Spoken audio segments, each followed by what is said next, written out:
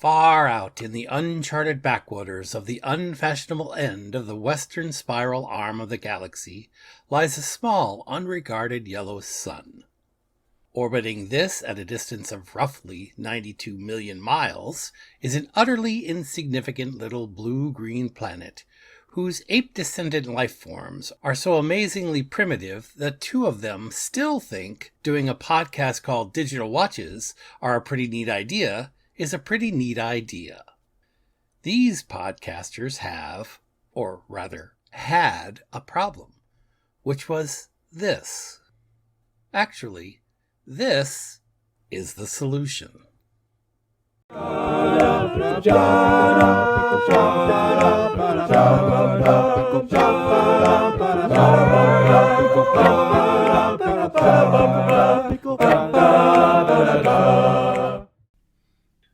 Hey, Bryan, what's this? Well, Jeff, this is our Season 3 wrap-up. Season 3. Wow. I didn't think we'd get through Season 1, and here we are coming up on a fourth. It's exciting. I mean, I, like you, was amazed that we were able to come up with a full season of content, and I feel like we still have seasons to go. Yes, I think we do. It's exciting. So let's just kind of go through all of the different episodes and say what we remember about each of them. Let's scrape the old brain cells and see if we can reach back a year, huh? Yeah. So the first episode of Season 3 was titled All Praises to Dirk Maggs. Oh, yes. And this is where we talked about Hexagonal Phase, which was the 6th installment of the BBC radio series. Right. This is where Owen Coffer's book was turned into a radio show, correct? Correct. Officially turned into a radio show. Right. And the reason for our title was that you and I both agree that we believe it was Dirk Maggs who made the nonsense that was his book into a relatively listenable radio show. Absolutely. Like I said in my summary, that we both agreed that this story benefited from a severe abridgment.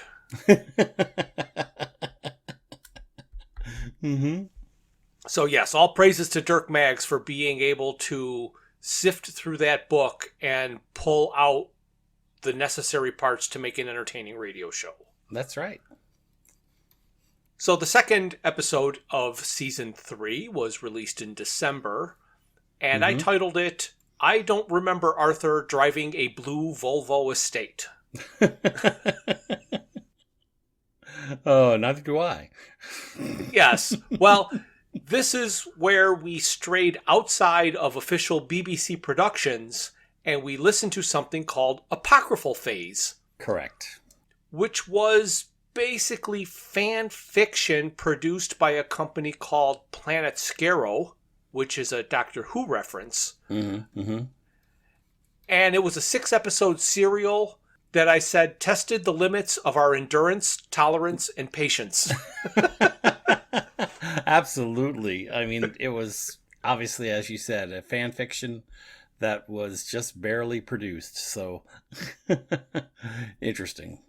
And the reason for the title is, for some reason, they said Arthur got in his blue Volvo estate and drove away. And I'm like, wait, what? How? Where? Why did you come up with him to have a specific model car? It was very, very weird. Among the many weird things in that episode. Yes. So the third episode of Season 3 was released in January.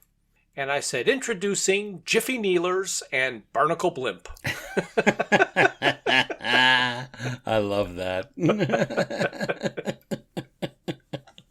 The anagrams. Yes. So this episode is about the book Last Chance to See, which was Douglas Adams' passion project about conservation and endangered animals. And the Jiffy Kneelers and Barnacle Blimp is a reference to an anagram. In the book, Douglas Adams points out a place that he visited, which was the only known anagram of his name. So I decided to make anagrams of our names and use them, and this is what we got. Somehow it's what we deserve. Right. But all kidding aside, this book is something that should be read by everybody, regardless if they are a Douglas Adams fan or not. It was very well written, and we enjoyed it a great deal. Yes, I absolutely agree. After that, our February episode, I titled, Peter Jackson is Smaller Than I Thought. I still think that that's such a weird thing, and it's absolutely true. He's such a huge character in the movies, and talked about with such great respect, and then to see him in real life is shocking. I thought so. Absolutely. So this was the BBC TV program Last Chance to See, where Mark Carradine goes around with Stephen Fry rather than Douglas Adams, because this was recorded after his passing. Correct. And one of the places that they visited was New Zealand, where Peter Jackson does most of his movies. And they did a little discussion with him, and he was very small stature, where, like you said, his place in the movie business is immense. In March, we did the next episode. We did 3/4 of The Salmon of Doubt. This is a curated collection of the writings published after the death of Douglas Adams. The title Salmon of Doubt was a working title for an unfinished third Dirk Gently novel.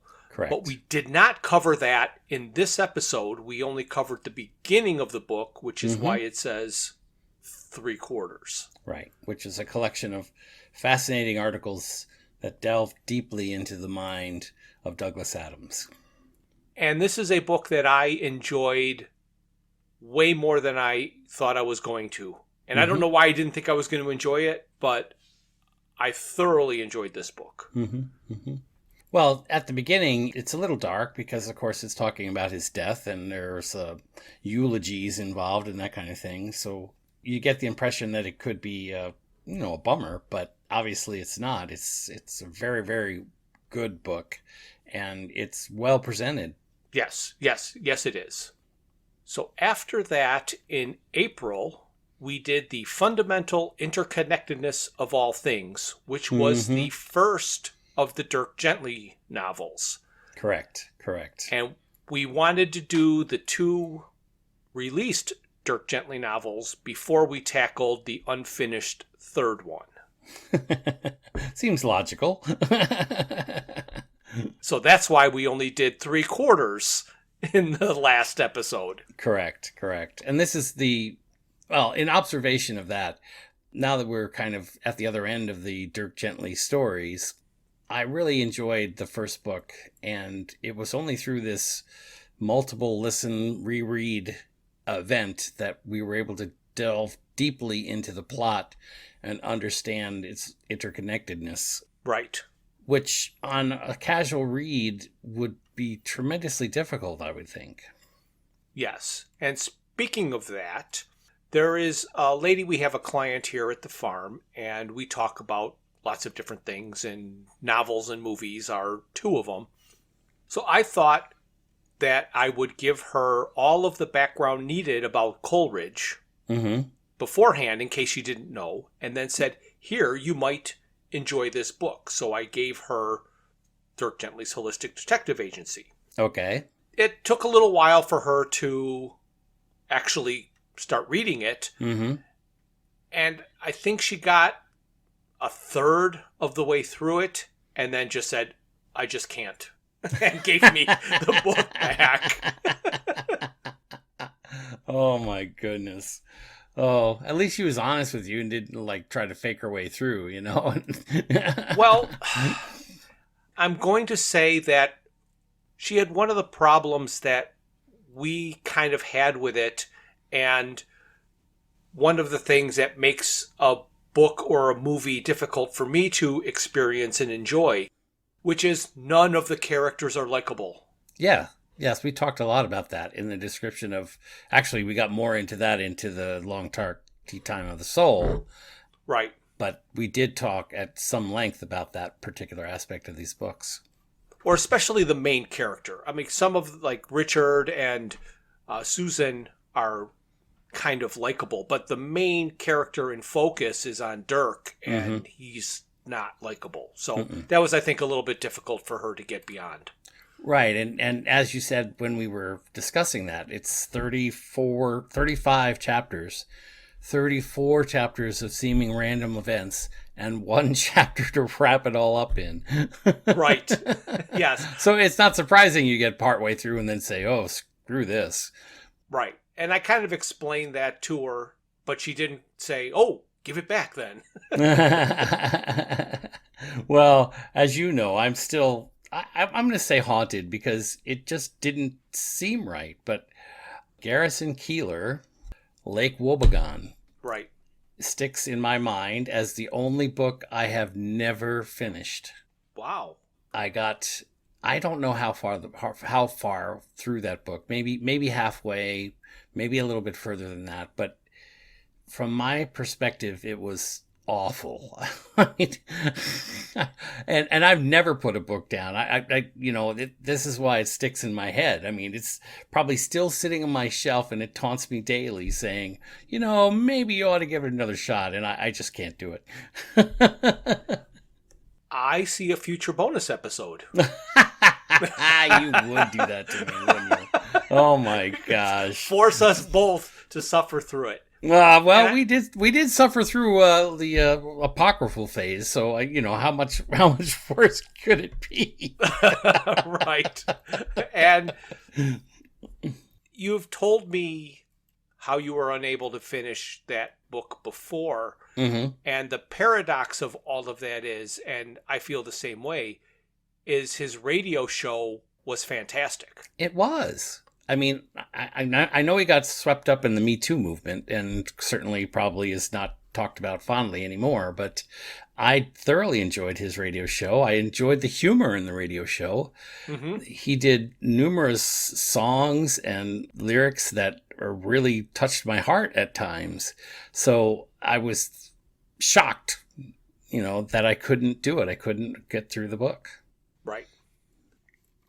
After that in May, we did Don't Pick It Up, Pick It Up, Pick It, which is the second I still can't believe you can do that.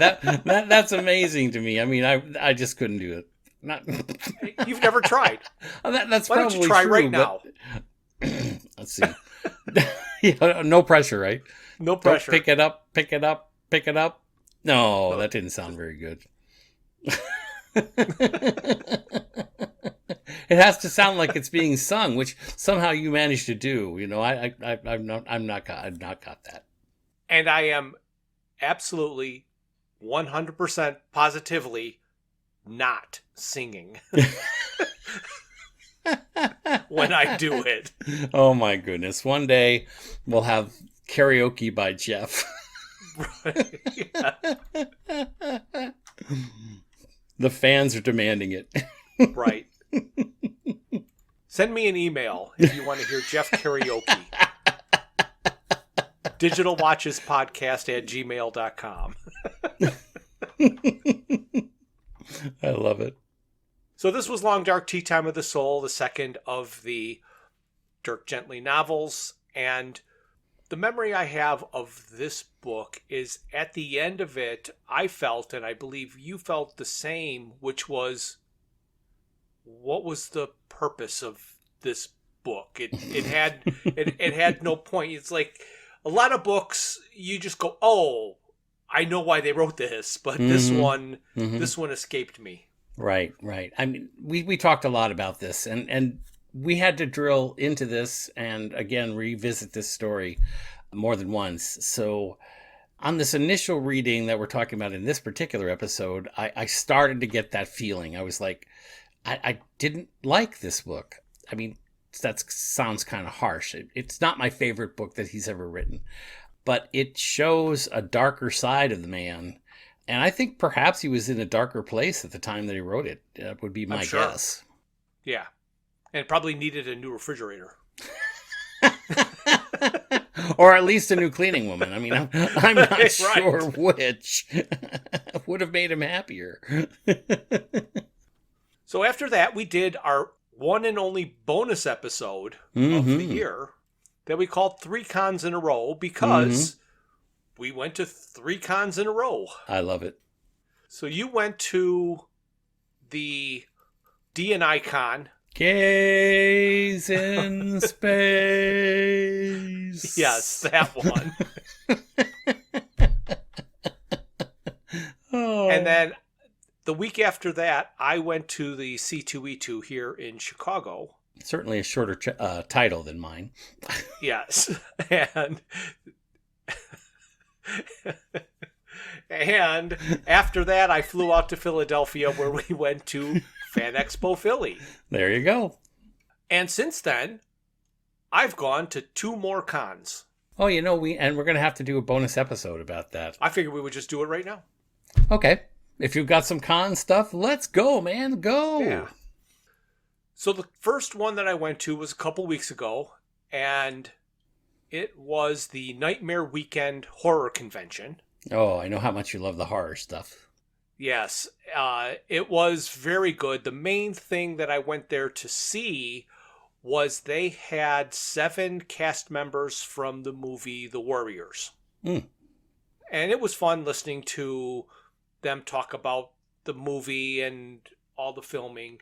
But the most jarring thing for me, and I don't know how to set this up, there are things that you know, but you don't ever put them next to each other. Like, right. I know this, and I know this, but I've never looked at them side by side and went, well, that's just weird.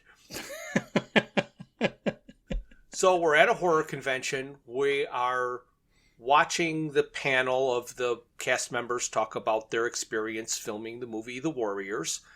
And the main character and the leader of the Warriors was Swan, and he was played by Michael Beck.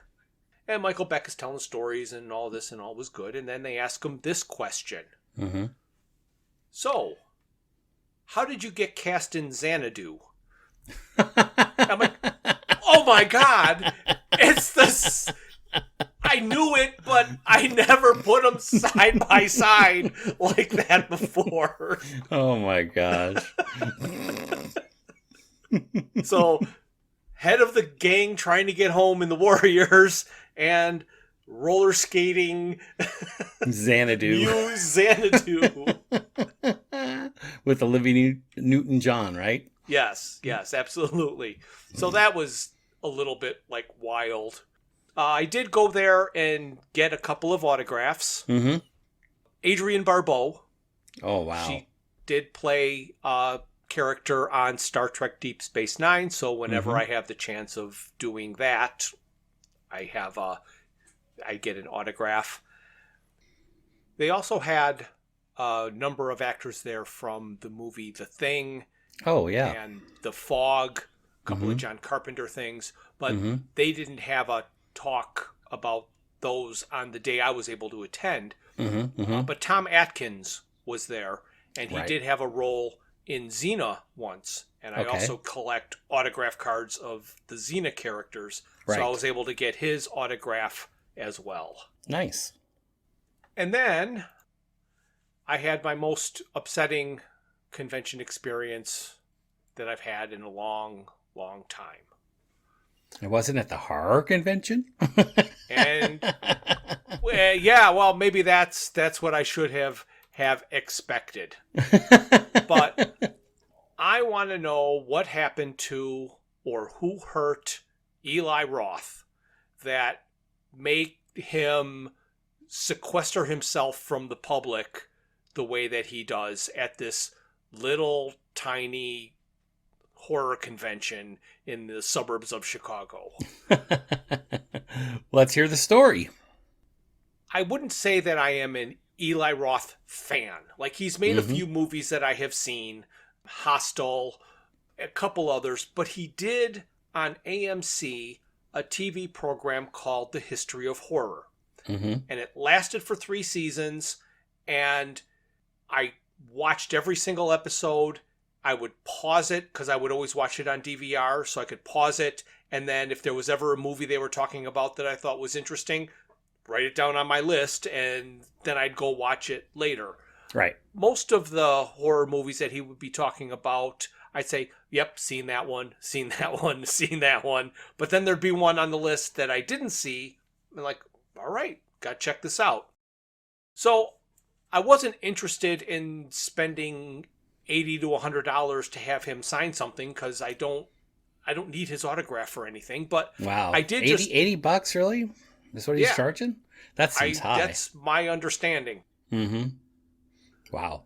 So I did want to say hello. I did want to say how much I enjoyed his TV program. Mm-hmm. And if he was willing to talk a little bit, I had some movies I wanted to ask him his opinion on because I have opinions on movies. Mm-hmm. Mm-hmm. So I saw his table, and there's one person that he's signing an autograph for or whatever. Nobody else was around. So I'm like, okay, good. So I'm just kind of standing off to the side, waiting for that last person to clear out so I could walk up to him and say hi at the horror convention that he attended. There was a guy standing next to me who kind of started just talking to me, and I had no idea why he was going to just start talking to me while I was there. Mm-hmm. Then I realized he was like security for Eli Roth. Mm. Okay. And I just, I'm just waiting for this person to go so I can go up and say hi to Eli. And he's like, no, you have to go through and buy an autograph or something. Wait, I can't just go up. Like, we don't want to upset anything. Like, okay. So you have to go talk to his manager. All right. And then I just turned and I left. I'm like, that was just weird. I mean, he came to this horror convention. There's nobody at his table. We've had the discussion many times of there's nothing sadder than a celebrity sitting at a table with nobody talking to them. Oh, I know. It's almost uncomfortable, you know, especially when it's like maybe not an A-list. I'm sure not A-listers, but, you know, somebody on the B scale. I mean, frequently the C scale people, they're sitting there by themselves. Yes. But they're prepared for that. It's the mid-range B-listers, the upper-range B-listers, you know, that are surprised by the silence that is their table without someone to sign for. I have stood in line and waited and got autographs from many, many, many, many celebrities that I wish I had something I actually wanted to say to them that was intelligent and conversational. Right. Other than babbling and like, oh, I'm a fan. You know, like they haven't heard a million times. Just an actual conversation. Right. I don't know these people. There's nothing that I want to really ask them. But I had something I wanted to ask to Eli. Right. So I'm doing a circuit around the convention, and then I decided, you know, I'm going to see what happens. Because I was kind of an asshole, but my goal wasn't to be an asshole. It was to make a statement and hopefully get them to say, oh, we're being assholes. So much so that this guy came up to be an asshole. So we're going to say, oh, sorry, we're being an asshole. Did you want to talk to Eli? So I walked up to the manager, and Eli again is sitting there with nobody at his table. And so making sure that I was loud enough that Eli could hear me over there, I was talking to the manager, looking only at the manager, not looking at Eli. And then I said, could you please give Eli a message for me? I understand I can't talk to him if I don't buy anything, but I wanted him to know that I really enjoyed his History of Horror program. And then I just turned and walked away. Oh my gosh. So and then ridiculous. later on at the convention, I did see him stand up from his table to make a walk around the show floor and the vendor area to look at the different things, all by himself with the bodyguard or security person like one step behind him to his left, as making sure nobody talks to Eli, I guess. But yeah, that was an interesting experience that I did not expect. Right. And then last weekend, I went to Fan Expo Chicago. Oh, yeah. So just Sunday. I was supposed to go, but that was, I've had my cataract surgery, so it's been impossible for me to go around right now. So there were 2 different celebrities that I went to go see and get autographs from. Mm-hmm. The first one, Morena Baccarin, who played Inara on Firefly. Wow. And then the other person that I wanted to get an autograph from is an actor named Phil Morris. And you might know him as Jackie Childs, the lawyer on Seinfeld. Oh, jeez. That is probably how he is best known. Right. Now, why did you want his autograph? Well, we'll get to that. Oh, okay. Sorry. Jumped the gun. That's fine. For anybody who's listened to any of our previous talks about Fan Expo, the one thing that you know that Bryan and I both enjoy are the sketch duels. Oh, right. So there was one sketch duel at 1 o'clock in the afternoon, Mm-hmm. and there was something at 11 o'clock called Sketch Up. Mm-hmm. Mm-hmm. And Sketch Up is listed as being similar to sketch duels, where 2 or 3 artists will be joining us on the creator stage to draw characters that you, the fans in the audience, request.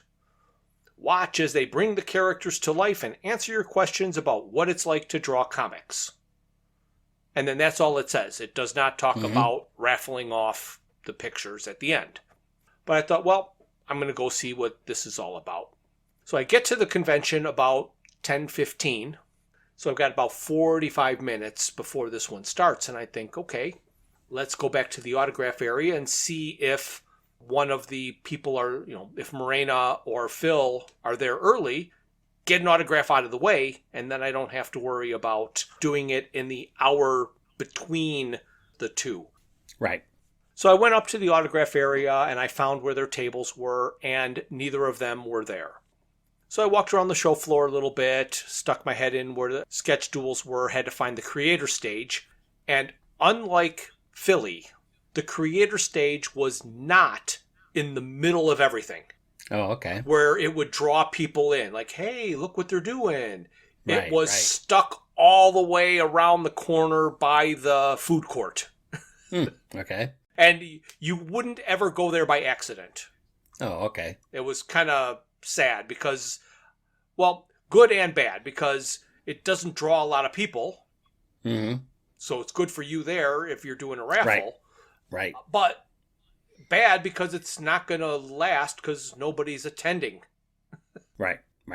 They also had the podcasts in that room. So they had a couple of tables with different podcasts that were there, and then they would do a podcast from the creator stage. On my way out, I did walk past and see how many people were attending this podcast. It was a horror podcast at this convention, and I don't know, there were 9 people in the seats. So being up there and talking to 9 people in the crowd who are looking at their phones, oh, I need somewhere to sit down. Oh, nobody's here. Let's have a seat. Mm-hmm. So I found where the creator stage was, and then I said, all right, I've still got a half hour. Let me run back to the autograph area, see if they've shown up yet. Right. I got there right as Phil was sitting down at his table. So I was first one in line on Sunday for him. And he was in an episode of Star Trek Deep Space Nine. Okay. And he played one of the Jem'Hadar characters, so he's like in this full makeup and unrecognizable. Right. Well, that would make sense. So I went up and I said, now, you might be a first for me, and I'm going to need you to let me know if this is true or not. You're an episode of Star Trek Deep Space Nine, and I try to get as many actors that are in that I have cards for to sign cards. Now, you were in this episode. Your name's on the back of the card, but I don't know if you are actually one of these two characters on the front of this card.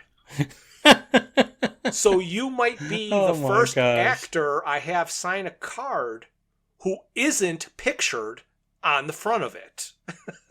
And so I showed him the card. He looks, oh, yeah, I remember this type of thing. But no, I am neither of these two. I'm like, well, congratulations. You are the first actor I've ever had sign a card who isn't pictured on the front. And so he signed my card. And then I went back to the creator stage. And they weren't ready yet. So then I went back to the autograph area. And Morena was there. And her husband, Ben McKenzie, because they do all these together. He played Detective Gordon in the TV show Gotham. Okay. And Morena was also in that as a medical examiner. Anyway, there was like nobody in line for Morena. So I got in line. I was about fifth in line. I was able to get her autograph very quickly. And what I said to her was, this really isn't as creepy as it sounds, but I've chased you a long time to get this autograph. And she said, she kind of like nodded her head and said, I think I know what you mean, because she canceled so many conventions that we've gone to that we've tried to get that autograph. So right. I finally have Morena's autograph and one more check off of my Firefly cast list. That's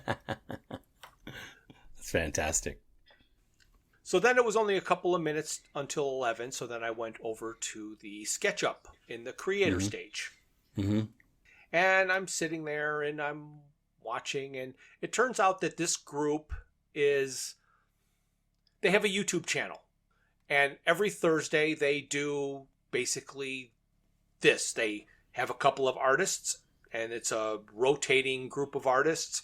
And they just sketch pop culture characters on Thursdays. I've not looked it up. I've not gone and checked it out, but I think I'm going to, just out of curiosity. Right. And it was run very similarly to Sketch Duel. They had 3 different artists on stage. They were Mog Park, Tony Moy, and Fang Fang. Okay. So they're sitting up on stage. There's a moderator who's walking around part of the group going, okay, who has an idea? And it's like, silence. Nothing. It's nothing. Who's wants something? And then one guy yelled out something, a character from the new Inside Out movie.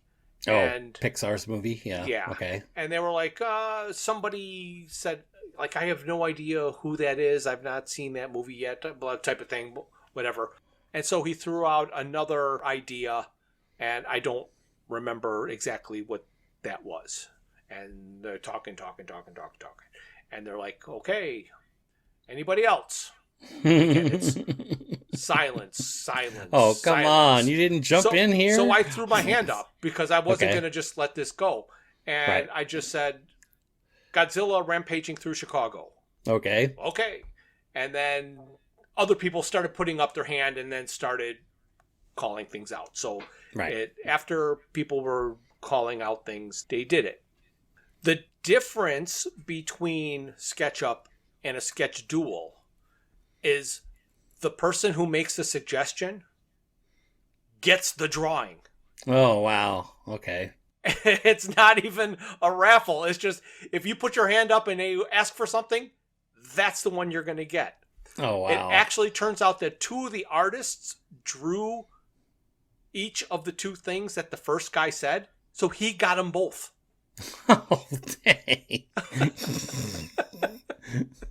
You didn't get your Godzilla through Chicago? Oh, there he is. Oh, man. You know what? The first thing I thought of is you would say something about Godzilla. Yes. I love it. The bean is there and everything. Yeah, the bean is broken. It's awesome. Oh, that is great. That is great. I love it. So that was a fun show. Then I did go to the sketch duel. Mm-hmm. Mm-hmm. The sketch duel had the two artists were Chris Burnham and John Boy Myers. So you remember John Boy? Yes, I do. I do remember John Boy. That's awesome. What was interesting about this one is at the beginning when they started asking for ideas, people said something like Deadpool eating a roast beef sandwich. But that has kind of been what they've always asked for. Right. Deadpool is the first person I think of when I think of these shows. I'm not sure why. I mean, he's not one of my favorite characters. He's funny, and I enjoy the shows with him in it. But I think it was John Boy who said, please, somebody ask for something you might actually want. Pictures of Deadpool eating a roast beef sandwich aren't very easy to sell on eBay.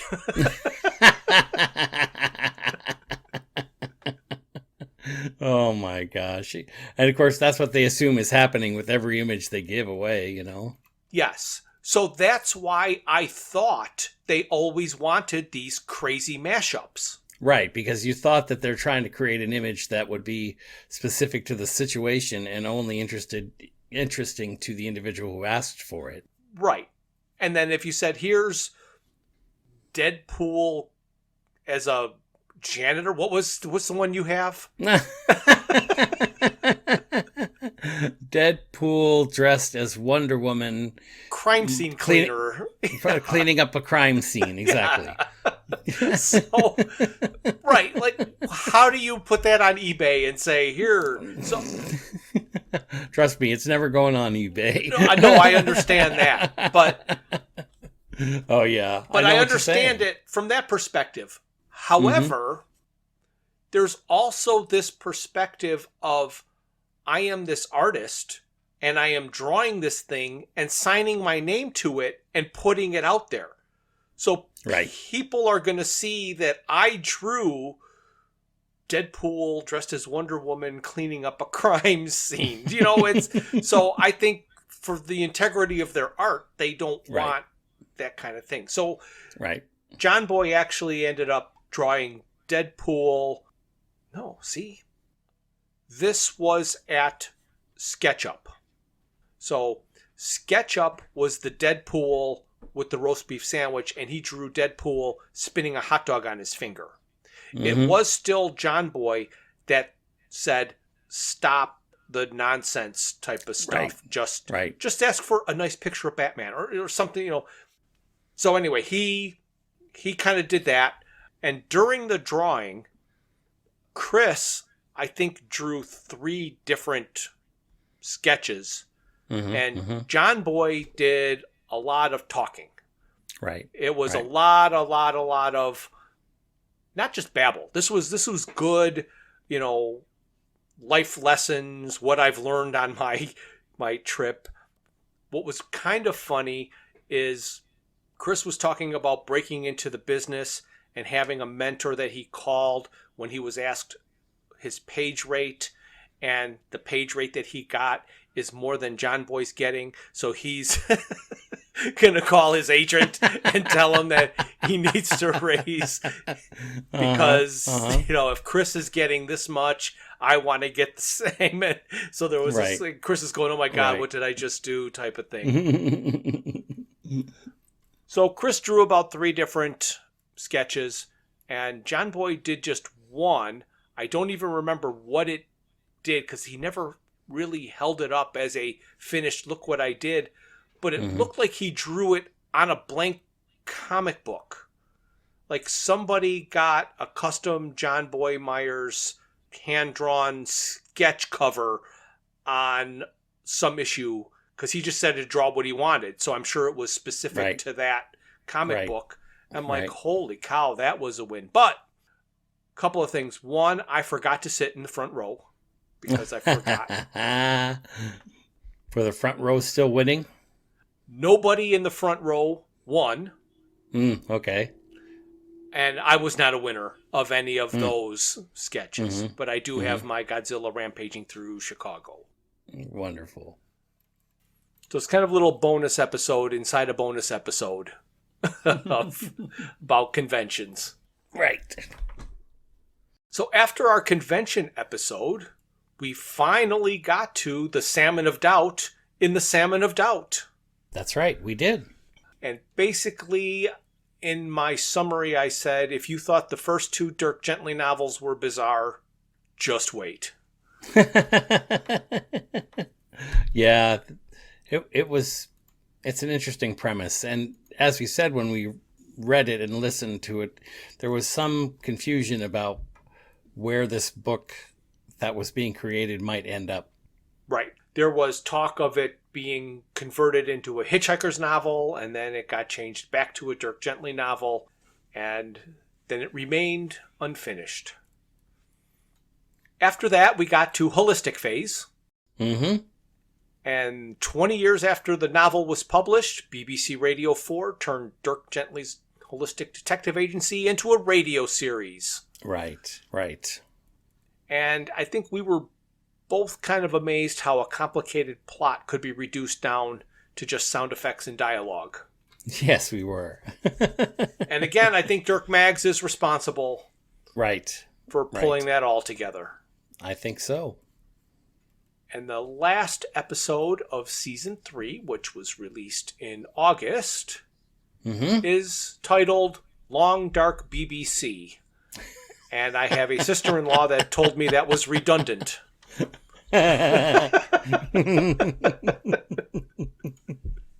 Oh, there you go. At least you got a response. Yes. So this is the BBC radio show of Long Dark Tea Time of the Soul. Right. And again, my recollection as we went through this was that the BBC radio show is really the book that should have been. Yes. You know, there's so much more connectedness in the radio show that makes it special. Correct. Yeah. What I wrote is that we seem to agree that simplifying the story improved it. Right. Dirk was able to throw out a whole bunch of that extra stuff and just get right down to it. It did work beautifully. Enjoyed this version of it. Right, and they brought the two characters that we like, Richard and Susan, into the story. Yes, which was one of those, how do you do a continuing series with no continuing characters? An interesting concept, right? Yes. It makes me think of our recent discussion about Squid Games. Oh, okay. Well, because we know the plot of Squid Games and we understand the story, but what's Squid Games 2 going to give us? I don't know. More of the same. Oh, I suppose. And the last episode of Season 3, we did the first of the Dirk Gently TV series. So there was a pilot, and then a break, and then a 3-episode series after that. Right.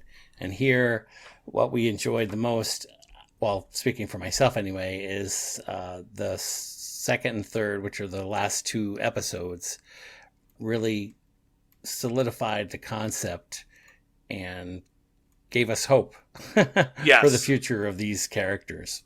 Now, Richard is in the 3rd episode, but Susan is not. So we'll have to see what happens if they ever try it again. Yes. I really enjoyed the way they put that together. They kept the integrity of the whole idea of who Dirk Gently is and didn't really take too many liberties. And they did draw from all of Douglas Adams' writings to throw little nuggets in, for the fans, as we've said. They did make Dirk into a character that is different than the books. He's an attractive person who, well, let me rephrase that.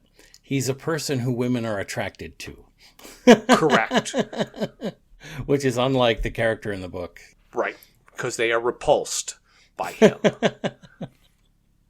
It would be interesting to see if you could even create a character that matches the book's description.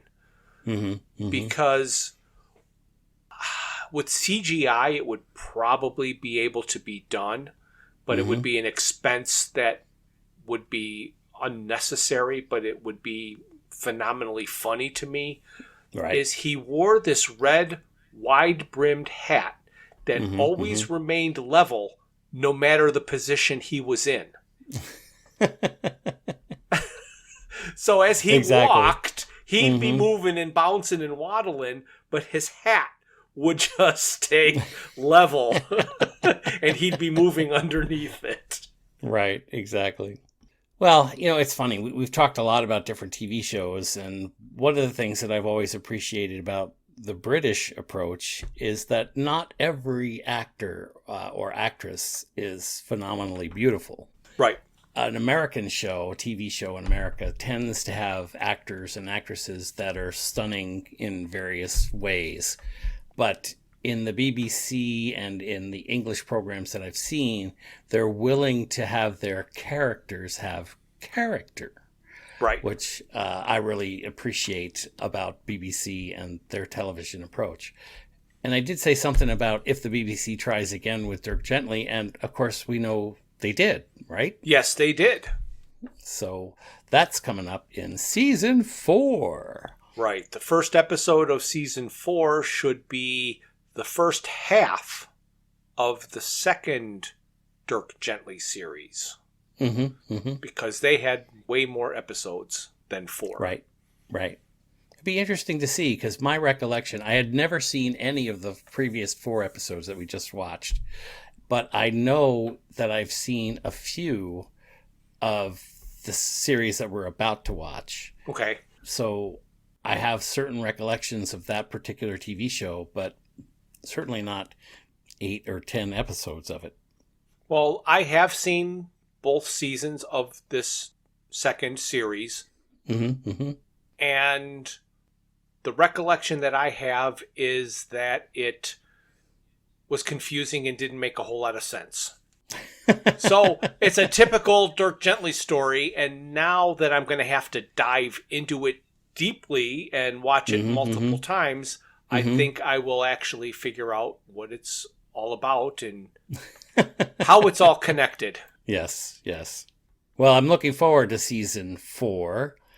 I think we've even managed to figure out an entire season's worth of content between the two of us. Yes. However, it is very Dirk Gently heavy. I guess that's true, isn't it? So if there is anything out there that anybody can think of that they're like, how come they haven't talked about this yet? Now is your chance to throw us an email to let us know what you would want to hear Hitchhikers related if you don't want to get a whole bunch of Dirk Gently stuff. Because there is this 2 seasons of a TV series, and then there are 3 graphic novels / comic books that we can cover the same way we did the Hitchhikers one, which again we'll do on YouTube, so you'll get to see everything that we're looking at. Right.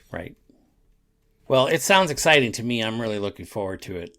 I can't believe that another year has gone by and we've had an opportunity to speak with each other on a regular basis. And of course, that is the reason we started this, that we wanted to be able to talk about our passions and share them with the world. Yes. But now that we know what's happening next time, I think I'm going to have to say this is the end. So back in October, we started out with an episode titled Loose Ends. That was our season 3 wrap up. That's right. Which we're not going to talk about, so I will edit that out. Because that was the last episode of season 3. Should we try to get in transitions? You want me to say something like, well, what was after that? Or do you just want to I think if it was natural, I'd say yes. But if it's forced, that's not what we've ever done. Yeah, you're right. So... what was next? Well, you do. That's how you end a lot of the episodes. I do, and I do think it's kind of funny, but I don't know whether you think it's funny. But no, I do think it's funny, but I don't want to do it 11 times. Well, that's good to know. No, I do get a kick out of it. I do think it's funny when you do that. It's very well written, and we did enjoy it quite a bit. Hold on, my tongue fell out. Let me try that again. That's what she said. It's very well written, and we enjoyed it a great deal. I'm going to edit to a when you're saying it, but if you're saying it laughing for no apparent reason. You want me to try it again? Yes. Okay. I forgot what I said. Oh my gosh, let me try. You enjoyed it very much. And they did draw from all of Douglas Adams' writings to throw little nuggets in, for the fans, as we've said. Right. Except they did make Jerk a jerk. Let me try that again. Jerk in the Long Dark BBC. I'm not going there. Thank you for listening to this. A new episode is released on the first Thursday of every month. A special thank you goes out to Luke, Max, Greg, and Tim Lesnick for arranging and performing our opening theme. Visit our website at digitalwatchesareaprettynneatidea.buzzsprout.com. While there, you can find links to all of my Hitchhiker's Guide to the Galaxy inspired t-shirt designs. You can contact us via email at digitalwatchespodcast@gmail.com. You can find us on YouTube and Facebook at Digital Watches Are a Pretty Neat Idea. You can message us on Twitter, or should I say X, at Watches Idea, and our Instagram is Watches Idea Podcast.